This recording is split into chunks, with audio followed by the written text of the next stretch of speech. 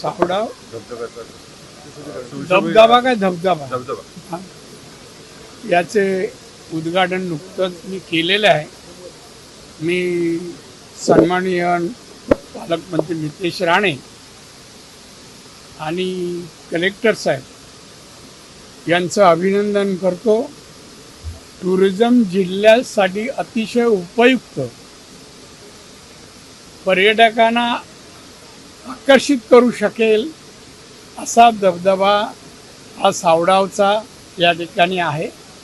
पावसाळा आहे, पावसानंतरही धबधबा कायम राहावा म्हणून वर डॅमचं कामही सुरू आहे.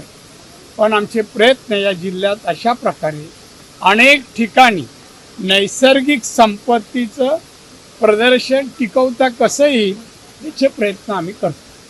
नापजे धबधब्याचं काचेचं जे पूल आहे महाराष्ट्रात पहिलं आहे. पालकमंत्र्यांनी त्याचं उद्घाटन केलं.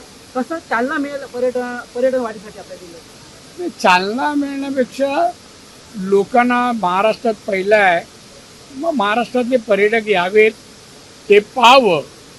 कलेचं ज्यांनी ते काचेचं ब्रिज केलं आहे त्याचं कौतुक आणि निसर्गावर त्यामुळे पडणारा फरक आणि पर्यटक येण्याने जिल्हाधिकारी किंवा जिल्ह्यातील उत्पन्नात नकळत राज्याच्या उत्पन्नात भर पण पडणार.